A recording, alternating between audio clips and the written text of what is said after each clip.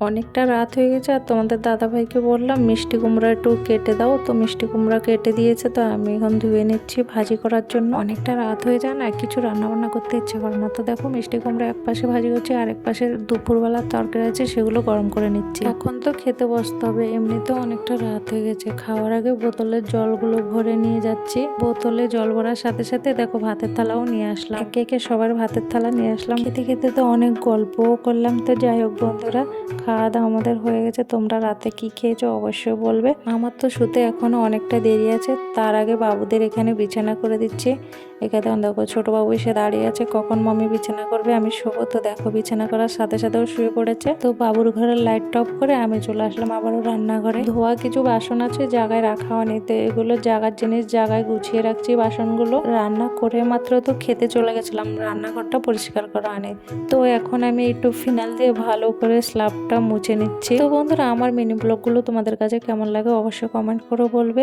ভালো লাগলে একটা লাইক দেবে, আর পারলে আমার চ্যানেলটাকে সাবস্ক্রাইব করে আমার পাশে থেকে যেও। স্ল্যাবটা মুছে দেখো গ্যাসের চুলাটাও ভালো করে মুছে নিচ্ছি।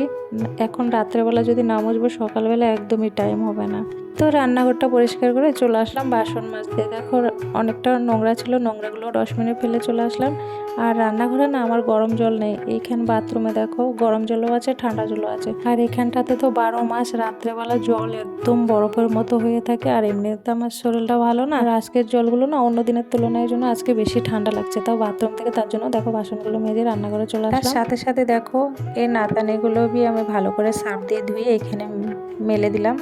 আর সকালবেলাতে আমি চানা ভিজিয়েছিলাম, চানাগুলো ভালোভাবে ভিজে গেছে। তো এখন আমি দেখো একটা ছাকনাতে ভালো করে ধুয়ে এই যে একটা ভিজে নাকড়া দিয়ে উপর দিয়ে আর তার উপর একটা ঢাকনা দিয়ে রেখে দিলাম। সকালে দেখবে গজ বেরিয়ে যাবে, গজ বলে তো না, শিকড় না কি বলে, যাই হোক বেরোবে, তারপরে খাওয়া হবে। আর এখন আমি রাতের জন্য দেখো বোতলে জল ভরে নিচ্ছি। ফিল্টারটা অন করতে গেলাম, তোমাদের দাদাভাই বললো না এখন ফিল্টারটা অন করতে হবে না। তারপরে দেখো যে আমার পিছা ছাড়াচ্ছে না তার কাছে এসে হাজির হয়ে গেলাম। দেখো এই ওষুধটা একদমই আমার পিছা ছাড়াচ্ছে না, প্রত্যেক দিনই আমাকে এরকম ওষুধ খেতে হচ্ছে। আর দেখো কখন এই 1.5-2 ঘন্টা আগে আমি বিছানা করে গেছিলাম বাবুদের জন্য, আর কম্বলের নিচে ঢুকে দেখো দুই ভাই মিশে মোবাইল দেখছে।